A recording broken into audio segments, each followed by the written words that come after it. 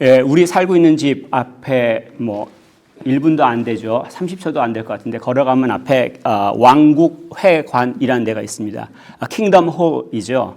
그 여호와 증인들이 모이는 장소를 말합니다. 지오바스 위트니스들이 모이는 장소인데 일주일에 2번 딱 사람들이 모일 때 얼마나 그 멋있게 입고 오는지 몰라요. 말쑥해요. 넥타이까지 영국 사람들 잘 아는데 넥타이까지 딱 끼고 어떤 날은 모자도 쓰시고 이제 정말 예쁘게 하고 오셔요. 젠틀하기도 하고 참 멋지다라는 생각을 좀 합니다. 그런데 이단이죠. 사람이 나쁜 게 아니라 그가 믿고 있는 바 예수님을 그리스도를 안 믿는 거예요. 그리고 종말에 대해서 다른 생각을 갖고 있는 거예요. 성경에서 가르치는 것과. 사실 19세기 미국에 윌리엄 밀러라는 사람이 언제 예수님 오신다 예언을 했어요. 기억이 아마 정확하지 안 나는데 1884년인가 하여튼 정확하게는 모르겠습니다. 근데 날짜를 딱 말했어요. 그래서 사람들이 막 다 몰려왔습니다. 긴장하고. 근데 그날 안 오셨어요. 재림이 안 되셨어요, 예수님. 그래서 어떻게 합니까? 막 이합 집산해가지고 뭐 어느 쪽으로 가고 어느 쪽으로 하는데 그 중에 가장 대표적인 무리들이 이 여호와의 증인이죠. 제가 이렇게 길게 얘기한 건 뭐냐면 우리는 그렇게 멋진 사람들 보고 젠틀한 사람들 보고 이단이라고 얘기를 하는 것들은 그들이 믿는 바가 성경에서 말한 것과 다른 거기 때문에 그렇죠. 근데 우리는 종말에 대해서 어떻게 믿고 있습니까? 그 믿고 있는 게 혹시 맞다고 생각하세요? 그걸 어떻게 알죠? 예, 말씀과 확인하는 것들이 필요하죠. 그래서 오늘 본문은 예수님께서 종말에 관한 부분에 대해서 말씀을 하셨습니다. 특별히 이제 올리브산, 감난산 위에서 제자들한테 말씀을 하셨기 때문에 올리브산 담화, 올리벳 디스코스 이렇게 얘기를 합니다. 이 장면들을 이제 시작할 때 이제 지금까지는 예수님께서 예루살렘 성전 안에서 가르치셨어요. 본인이 그리스도이라는 것들 말씀과 기적으로 증명하시고 예루살렘에 와서 그 종교 지도자들과 대화하는 가운데 회개하지 않는 그들에게 화가 있을 것이라 선포하시고 이제 나오시는 장면입니다. 근데 성전 가보신 분들은 혹시 기억하신지 모르겠어요. 특별히 성전에서 나오면 남쪽 골짜기를 통해서 오른쪽 동산인 올리브 감람산으로 갈 수밖에 없는데 대부분 남쪽 밑에서 딱 보면 이렇게 굉장히 높아요. 예루살렘 자체가 산이에요. 그 산에다가 성전을 지은 겁니다. 그렇기 때문에 이 밑에 기드론 골짜기나 이 흰논 골짜기 쪽에서 이렇게 성전을 보면 굉장히 어마어마하게 보여요. 근데 특별히 예수님 당시엔 헤롯 왕이 확장 공사를 했습니다. 그래서 성전산이라고 하죠. 템플 마운트라고 하는데 그걸 거의 2배나 확장을 했습니다. 거기다가 성전까지 포함해서 이전에 지었던 성전이 거의 2배가 확장이 된 건데 대리석으로 막 깔았어요. 그리고 금을 막 칠했어요. 지금도 가보면은 황금돔이라고 있습니다. 그 돔을 가운데다가 이제 이 무슬림들이 금색을 칠했는데 당시에 헤롯 왕이 이렇게 해놨어요. 그러니까 사람들이 다 우와 멋있지 않아요? 제자들이 멋있죠? 그랬더니 예수님이 하시는 말씀이 뭐냐면 저거 무너진다 이렇게 말씀하시는 거예요. 이 사람들은 당황스러운 거예요. 아니 왜 성전이 무너져? 하나님께서 계신 곳인데 우리가 예배를 드리고 세상을 지으신 그 하나님 우리가 만나는 곳이 왜 무너져요? 굉장히 고민되죠.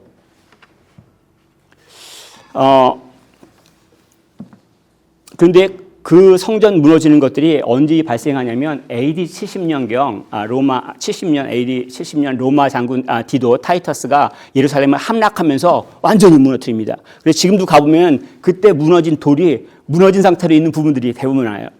서쪽 벽만 조금 원래 아물어져 있지만 그렇게 발생했어요. 예수님께서 예언하셨는데 이게 이루어졌어요. 근데 문제는 뭐냐면 이 무너질 것이라고 한 이 예언이 AD 70년에 끝나지 않고 앞으로 발생한다는 얘기예요. 예수님이 지금 하나의 예언을 하신 분으로 인해서 앞으로 발생할 몇 개의 멸망의 사건들을 미리 말씀하신 거예요. 이게 조금 어려울 수 있어서 잠깐 그림을 보고 설명을 할게요. 그림 잠깐 볼까요? 자, 이게 어떤 그림인지 아시죠? 제가 그린 건 아니에요. 그러니까 다 아시리라 믿습니다. 산이죠, 산. 저기서 이제 한자로 이제 몇 산자가 나오긴 하는데, 자, 질문이 뭐냐면 저게 하나의 산입니까? 세 개의 산입니까? 더 많은 시간을 들여도 아마 대답하기 어려울 것 같아요. 답은 몇 가지가 있습니다. 하나의 산인데 봉우리가 세 개인 경우, 아니면 세 개의 산, 아니면 두 개의 산에다가 하나는 봉우리가 하나고 하나는 봉우리가 두 개, 뭐 그렇게 여러 가지 얘기할 수 있어요. 근데 문제는 뭐냐면 내가 저거를 볼 때는 뭘로 보이냐면 하나의 산으로 보이는 거예요. 내가 지금 예언할 때 예수님께서 여기서 앞으로 장차 일어날 일을 예언하실 때 하나의 멸망의 사건으로 우리가 볼 수가 있지만 역사를 살아가는 우리 가운데 우리는 이것이 한 번, 두 번, 세 번도 일어날 수 있다는 거예요. 분명한 것들은 이러한 것들이 무엇을 의미하는 건지 우리가 예수님의 말씀을 보면 AD 70년경 그 예루살렘이 망한 것, 함락된 것, 무너진 것 말고 앞으로 장차 있을 것이고 또 그 전에 각자 개인적으로 또 무너져가는 삶들이 있다는 것들을 알게 되거든요. 그래서 그 특징들이 무엇인지 이해할 필요가 있어요. 제자들이 어떻게 합니까? 달려가서 그 성전에서 내려와서 골짜기를 통해서 감람산 올라가자마자 무슨 징표 있습니까? 물어보죠. 왜냐하면 도망가야죠. 이런 마지막 날 심판 날이 발생할 때 가만히 있으면 바보예요. 도망가야 될 거 아니에요. 자, 근데 예수님이 답변을 뭐부터 하시냐면 4절에 보면 미혹을 받지 않도록 주의하라. 결론이에요. 예수님이 이후에 여러 가지 증거들, 징표들을 이러한 사인이 있고 저러한 사인이 있다 말씀하시는데 그 모든 사인 하시는 가르쳐 주시는 이유가 뭐냐면 속지 마! 이거예요. 거짓말에 속지 마! 이거예요. 무슨 얘기예요? 우리가 잘못된 생각을 하고 잘못된 행동을 한다는 거예요. 첫 번째 징조가 뭐냐면 거짓 그리스도가 등장한다라고 얘기하죠. 5절에 많은 사람이 나는 그리스도라. 뭐 쉽게 얘기하면 이단입니다. 헤러시를 말하죠. 헤러틱하는 걸 말하는데 요즘 뉴스에 많이 나오는 통일교도 이단이죠. 왜냐하면 그 통일교를 세운 문선명이 내가 재림 예수다라고 얘기를 했어요. 근데 죽었잖아요. 그런데도 사람들이 안 흩어지고 모여있는 거면 참 대단하다고 생각을 합니다. 근데 한국에 2년 전인가 어느 기독교 단체에서 통계를 냈는데 한국의 이단의 개수가 150에서 200개라고 합니다. 사람들은 거의 60만 명 이상이라고 얘기를 하는데 그것 뭐 통계에 안 잡힌 숫자까지 포함하면 더 많겠죠. 자, 그러면 속는 사람들이 정말 많은 거 아니에요? 근데 여러분들 혹시 속고 있습니까? 안 속고 있습니까? 여러분들은 안 속고 있다는 근거는 뭐죠? 혹시 나는 나니까 그래서 그걸 근거로 잡으시면 굉장히 어리석은 일이죠. 두 번째 징조가 뭐냐면 전쟁과 기근과 지진이 있을 것이다 라고 얘기합니다. 근데 이런 것들이 예수님 이후로부터 지금까지 계속 있지 않습니까? 한 번 일어나는 게 아니라 반복되는 징조란 얘기죠. 그래서 6절에서 7절 보면 특별히 8절에 보면 이 모든 것은 재난의 시작이니라. 반복된다는 얘기예요. 영원한 평화는 예수님께서 이 땅에 오셨을 때만 가능한 거예요. 예수님께서 이 땅에 마지막 날 오셨을 때만 그때 영원한 평화가 있는 거예요. 그때를 우리가 기다리는 거죠. 당시도 그렇지만 오늘날도 사실은 국제적으로는 팍스 아메리카라는 표현을 많이 쓰죠. 아메리카가 갖고 있는 힘 때문에 평화가 있다. 2차 세계대전 이후에 미국의 힘으로 종료시켰잖아요. 그래서 그 질서가 구축된 걸 말하는데 우리는 지금 평화롭다고 얘기하나요? 아니죠. 미국이 스스로 세계 경찰 역할을 포기한다고 얘기하는데 여기저기 난리소리를 들 수가 있습니다. 근데 개인적으로는 어떻습니까? 만약에 살아가는 삶 가운데서 삶이 무너진다, 아니면 삶이 흔들린다, 마치 전쟁 난 것처럼 혼란 가운데 막 무너지는 그런 것들을 경험하신다면 첫 번째, 우리가 아직 주님께서 오시지 않았다는 것들을 알 필요가 있고 두 번째, 내가 무엇을 의지하고 있는지 확인할 필요가 있는 시간입니다. 왜냐하면 내가 의지한 게 영원하지 않은 것을 의지했다는 증거가 되기도 하거든요. 세 번째 징조를 핍박이라고 말씀하시죠. 9절에 보면은 그때에 환난 가운데 사람들 넘겨주고 또 죽이고 또 미움을 이제 받는다라고 말씀하셨습니다. 예수님을 믿기 때문에 예수님을 그리스도로 믿기 때문에 고통을 받게 된다는 얘기예요. 근본적으로는 사탄이 못 견디는 거죠. 내 노예였는데 구원받는 걸 보니까 견디지 못하는 거예요. 그래서 이집트 왕이 해방된 이스라엘 사람들을 쫓아나간 것과 같은 거예요. 그래서 어떻게든 삼키려고 애를 쓰는 거죠. 그런데 우리가 오해하는 것들이 있습니다. 먼저 복음을 믿으면 그 사회 가운데, 그 가정 가운데 복이 돼요. 내가 예수를 믿잖아요. 그러면 내 자녀들이 복을 받고요. 내가 속한 사회가 복을 받아요. 우리 역사 외로 이런 일들이 얼마나 많은지 셀 수가 없습니다. 한국 역사만 봐도 그렇죠. 한국 근대화 과정 가운데서 독립운동한 사람들, 그리고 근대화에 참여한 사람들, 민주화 운동한 사람들, 심지어는 제가 말을 하지 않겠지만 이번 정부에 있어서 누가 그리스도인지 혹시 아시나요? 얼마나 많은지 몰라요. 저도 깜짝 놀랐는데. 기독교 계열의 대학교들, 그리고 병원들 말할 수 없죠. 또 영국만 해도 마찬가지죠. 산업혁명 때문에 많은 문제가 생겼을 경우에 고아들을 누가 돌봤습니까? 대표적인 사람이 조지 뮬러 아니에요? 흑인들의 자유인으로 법을 만들어서 해방시킨 사람이 누구예요? 윌리엄 윌버포스인데 그리스도인이에요. 우리가 가정 가운데 예수를 잘 믿게 되면 복이 흘러넘칩니다.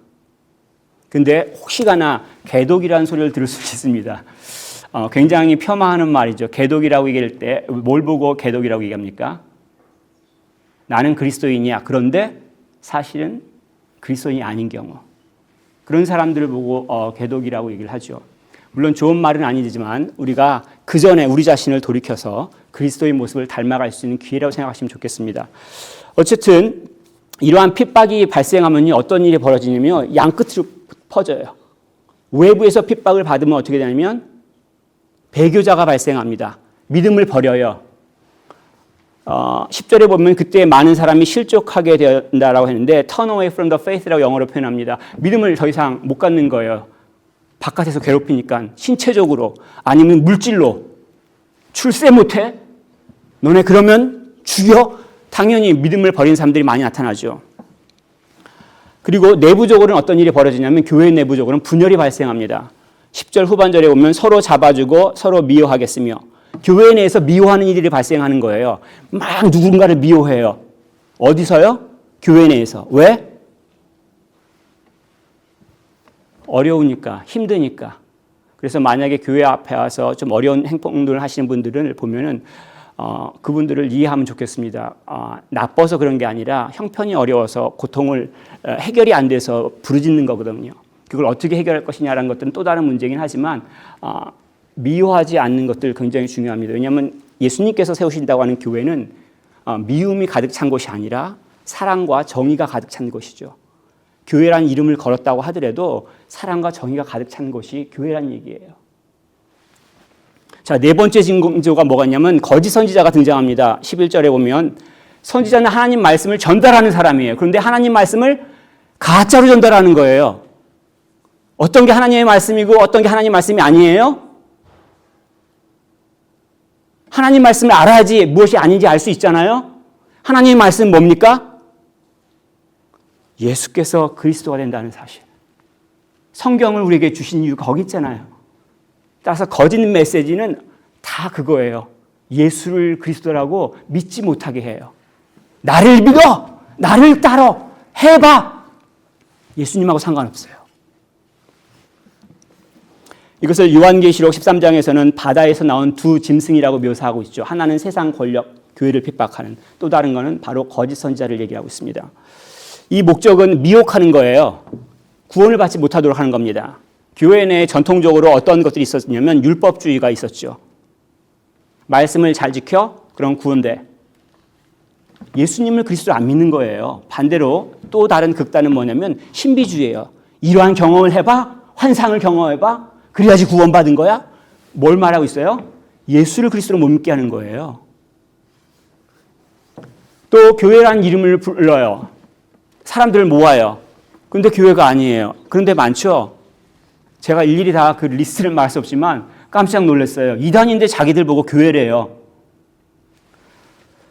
여기서 다시 한번 얘기할까요? 우리 런던 연합교회는 그러면 교회인가요? 아닌가요? 많은 교회가 특별히 이민 교회들이 이민자 클럽으로 전락합니다. 교회 역할을 하지 못하고 이민자들의 필요를 채워주는 것에서 멈추고 있어요. 사람들 만나는 것, 정보 나누는 것, 사업하는 것, 위로를 달래는 것. 뭘 못하고 있습니까? 복음을 가르치고 배우고 전하는 걸 못하는 거예요. 사실은 쉽지 않습니다. 그리고 어렵습니다. 그리고 이때 나타나는 다섯 번째 징조가 뭐냐면 불법이에요. lawlessness라고 표현하죠. 12절에 보면 불법이 성함으로, 이 불법이란 걸 뭘 말하냐면 기준이 자기예요. 자기가 기준이에요. 내가 생각하는 게 맞고 그래서 내 마음대로 하는 거예요. 하나님의 말씀이 기준이 아니에요. 하나님이 뭐라고 생각해도 내 마음이 그게 아니면 아닌 거예요. 교회 안에서는 어떨까요? 뭔가를 결정할 때 뭘로 결정해요? 하나님의 말씀 말고 그걸 기준으로 결정합니까? 내 마음이 가는 대로 결정합니까? 불법이 성행해요. 마지막 때에. 그 결과로 어떻게 되냐면 그 불법이 성행해지면 사랑이 식어갑니다. 사랑이 식어져요. 사랑할 수가 없죠. 그 불법을 하는 사람도 그렇지만 그 불법을 당하는 사람도 못 견디는 거죠. 사랑을 못하게 되죠. 당연히. 그 가운데 사실 예수님께서 말씀하신 걸 기억하면 좋겠습니다. 그러나 끝까지 견디는 자는 구원을 얻으리라. 불법 가운데서도 혼란 가운데서 그런 자들이 막 등장해서 어지럽게 한다 할지라도 누구에게 소망을 품어요? 끝까지 견디는 자들. 예수를 그리스도로 믿고 그 말씀을 따라가는 자들에게서는 구원이 있다고 가르쳐주시는 거예요. 이 구원이 뭐예요? 당연히 예수님께서 이 땅 가운데 오신 그 마지막 날, 그 하나님 나라에 들어가는 걸 말하잖아요. 동시에 지금 당장 내가 혼란 가운데 있고 어지러운 것 가운데 있고 고통 가운데 있어도 그 하나님 나라의 평안을 누릴 수 있는 거예요. 내가 힘든 가운데서 그 하나님 나라의 기쁨을 맛볼 수 있는 거예요. 내가 어려운 가운데서 소망을 품을 수가 있는 거예요. 형편을 보니까 저주받은 것 같아도 형편을 보니까 완전히 혼란스러워가지고 엉망진창이 됐는데 그 예수 그리스도 때문에 소망을 품게 되고 기쁨을 누릴 수가 있다는 거예요. 이걸 주님께서 약속하셨다는 말씀을 기억해야 되죠. 그리고 마지막으로 이러한 마지막 끝에 어떤 것들이 있냐면 종말이 온다라고 가르쳐 주십니다.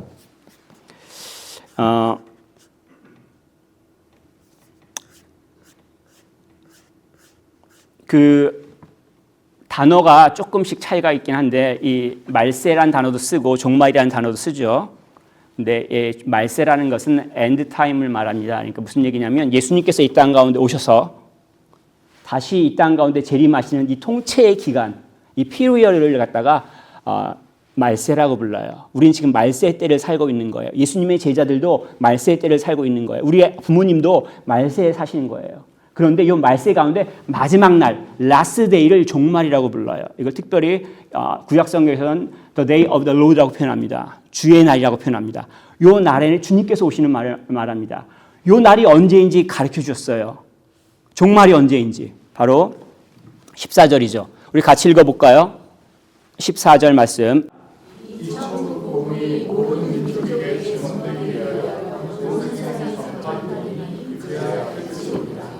아멘. 언제 그 종말이라고요? Last day of the human history라고 말할 수 있습니까? 예, 이 천국 복음이 세상 끝까지 전파됐을 때 그때 오신다고 얘기하죠.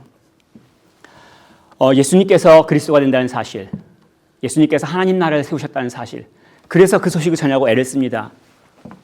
얼마 전에 아시는 제가 좋아하는 집사님입니다. 어떤 말씀을 하셨냐면 선교사님들 나쁜 분들이네요. 세상을 끝장내려고 그렇게 열심히 하시나요? 이렇게 말씀하셨는데 주님을 사랑하는 거죠. 이 땅 가운데 정의가 펼쳐지길 원하는 거예요. 이 땅 가운데 그 하나님의 완벽한 사랑이 펼쳐지길 원하는 거. 그걸 빨리 보고 싶어요. 왜냐하면 지금 우리가 살고 있는 것은 사랑하지도 않고 부정하고 고통 가운데 살아가니까 이게 끝나길 원하는 거예요. 이걸 어떻게 빨리 끝내려면 복음이 세상 끝까지 전해질 때 온다고 했잖아요. 그러니까 자꾸 밖으로 나가서 복음을 전하잖아요. 그죠? 우리는 얼굴도 못 봐도 돕잖아요. 그런데 이것은 선교의 바깥 방향이에요. 이 선교라는 것들은 이 바깥 방향과 더불어서 내부적인 방향이 있습니다. 왜냐하면 제가 혹시 예수님처럼 거룩한가요? 여러분들을 얘기 안 했습니다. 일부러 저만 얘기했습니다.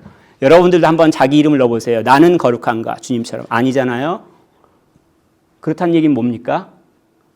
복음을 어디다가 비춰야 됩니까? 각자 자신한테 비춰야죠. 자신의 성격, 자신의 습관, 자신이 가정에서 배우자한테 대하는 방식, 자기가 자녀들한테 대하는 방식, 그 가운데 복음이 기준이 돼서 적용이 되는 게 필요해요. 그래서 만약에 복음대로 예수님이 그리스도라는 것을 믿는 거대로 내가 배우자를 대하고 자녀들을 대하고 내가 만나는 사람들 되면 어떻게 됩니까? 다른 세상에 사실 겁니다. 전혀 다른 세상에 사실 거예요. 바울이 이렇게 고백을 했습니다. 고린도전서 9장 27절. 내가 내 몸을 쳐 복종하게 함은 내가 남에게 전파한 후에 자신이 도리어 버림을 당할까 두려워함이로다. 바울 사도도 그렇거든요. 하물며 우리는 어떻겠습니까? 다음에 15절부터 31절은 환난과 재림이라는 제목으로 설명을 잠깐 드리고 싶은데 이것도 비슷한 것 같은데 틀립니다. 이제는 좀 더 구체적이에요. 이전에는 말세, 종말의 때를 일반적으로 설명을 했다면 이 부분부터는 굉장히 구체적으로 언제 시작되느냐. 시작점을 알아야지 도망갈 거 아니에요. 그 시작점이 언제죠? 도망 못 가시겠는데 큰일 났는데 도망갈 때를 알아야 될 거 아니에요. 언제죠?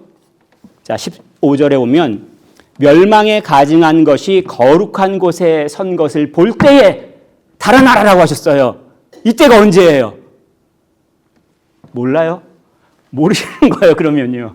멸망에 가증한 것이 서지 못할 곳에 섰다라고 하는 표현은 굉장히 관용적인 표현이에요. 구약 성경에서 언제 처음 나오냐면 솔로몬 왕이 이방 왕비들을 들면서 우상들을 산에다 세웠어요. 산당을 세우고 우상을 세웠어요. 그 모습을 보고 뭐라고 얘기하냐면 멸망에 가증한 것이 서지 못할 곳에 섰다라고 비판을 했거든요. 근데 나중에 다니엘 선지자가 북이스라엘 그리고 남녀 다 망한 다음에 포로로 끌려간 다니엘 선지자가 예언을 합니다. 멸망에 가증한 것이 서지 못할 곳에 설 것이다. 그래서 이스라엘 역사를 보면 이런 일들이 몇 번 발생했어요. 가장 유명한 때가 언제냐면 BC 168년에 셀류시드라고 하는 왕국이 있습니다. 알렉산더 대왕이 죽고 난 다음에 4개의 왕국으로 분열됐는데 그중 하나 이 팔레스타인 지역을 차지한 왕국을 셀류시드 왕국이라고 하는데 거기 왕 안티오커스 4세 에피파네스라고 이런 사람이 있습니다. 자기가 신이래요. 예루살렘을 정복하고 예루살렘 성전에다가 제우스 신상을 세우고 돼지를 부정한 짐승이잖아. 구약 성경에서 돼지를 잡아서 피를 흘리면서 제사를 지냈어요. 안식일 날. 그래서 수많은 유대인들을 죽였죠. 근데 본문에서 뭐라고 얘기하고 있냐면 예수님이 멸망에 가증한 것이 서지 못할 것에 선 것을 보거든이라고 말씀하셨어요. 장차 일어날 거란 얘기예요. 장차 언제 일어나요? 첫 번째가 AD 70년 디도 장군이 예루살렘을 함락시키며 성전에 들어올 때 이때예요. 얼마나 많은 유대인들이 죽었는지 몰라요. 또 앞으로 언제죠?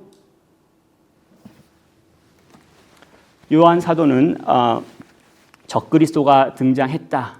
또 장차 또 그 얼마나 난동칠 것을 예언을 해놨습니다. 그리고 분명히 역사 가운데 이러한 일들이 발생하리라고 저는 믿습니다. 근데 동시에 개인적으로도 환란의 때가 시작되는 때가 있습니다. 언제 환란이 시작되는지 아시나요? 멸망에 가증한 것이 서지 못할 곳에 설 때 시작됩니다.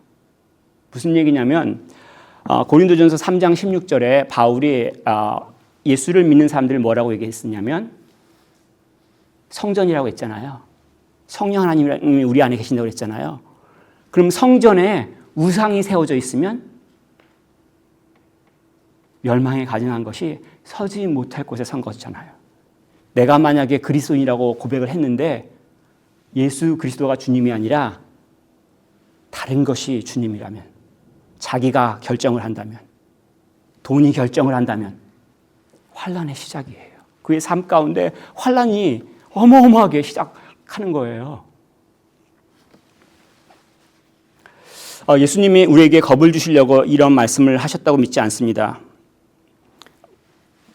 첫 번째, 예수님께서는 산으로 도망할지어다라고 16절에 가르쳐 주셨죠.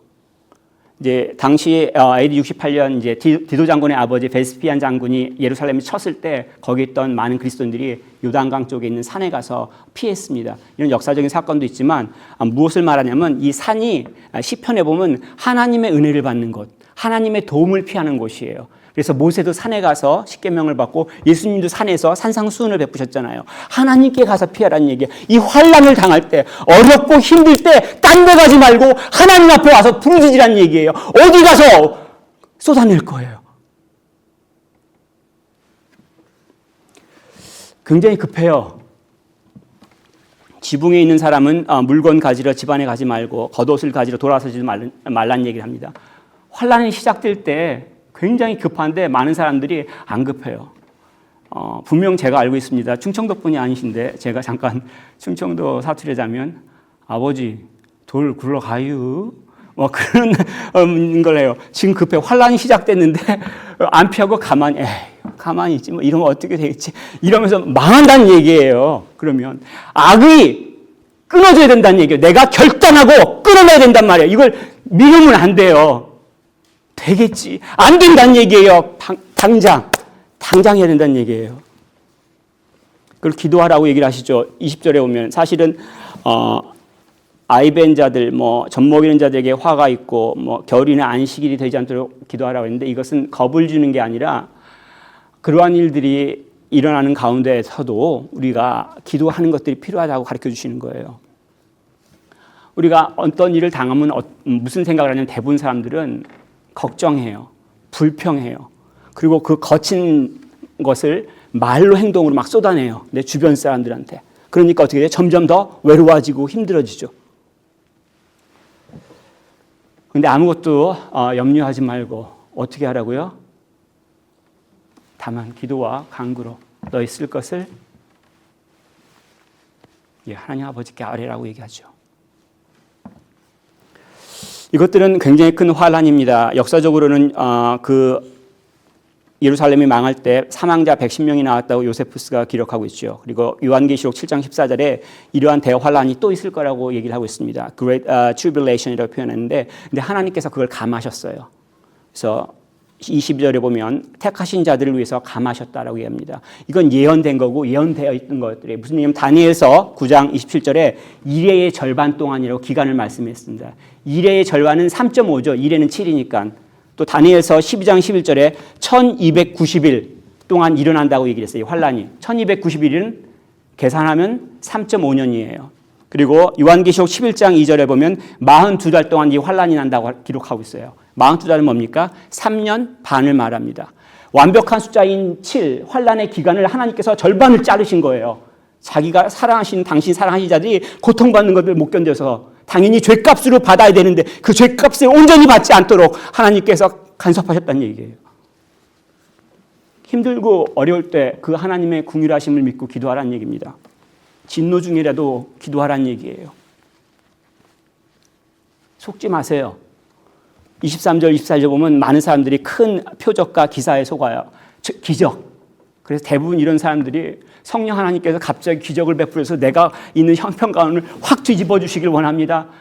이렇게 원해요. 근데 그렇게 하나님께서 역사하시지 않으세요. 그리고 이러한 큰 표적과 기사들을 거짓 선지자들, 거짓 그리스도가 행하죠. 영적인 존재니까 할 수 있어요. 혹시 팀 켈러 목사님 소천하셨는데 기적 행했다는 얘기 들어보셨나요? 존 파이퍼 목사님이 기적을 행했다는 소식 들어보셨나요? 저도 못 들어왔어요. 근데 그분들은 복음을 전한 목사들이죠. 좋은 분들이잖아요. 어떠한 영인지 하나님께 속해 있는지 분별해야 될 거 아니에요. 여러분들 어떻게 속지 않을 수 있습니까?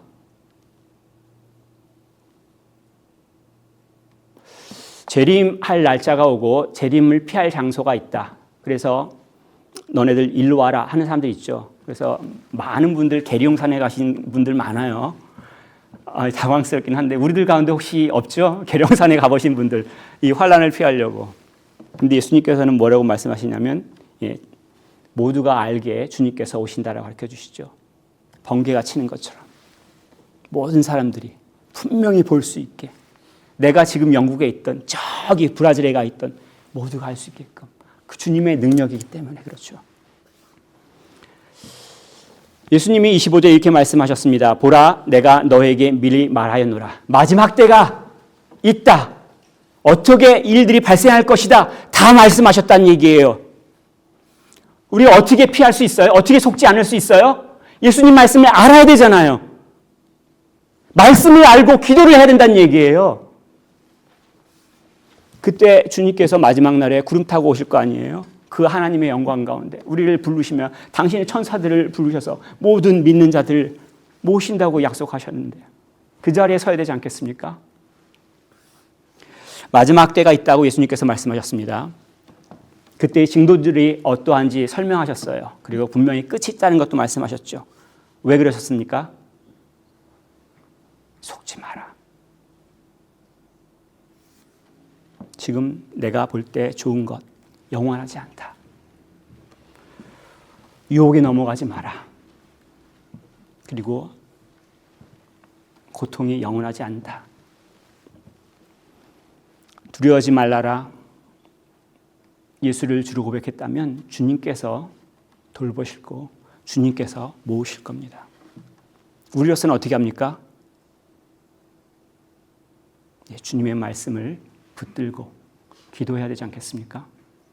그러할 때 비록 우리가 그런 환난 가운데 있다 할지라도 고통 가운데 있다 할지라도 전혀 다른 것들을 경험할 수 있지 않겠습니까? 이런 축복들을 우리 모두가 누릴 수 있기를 축복하며 권면하겠습니다.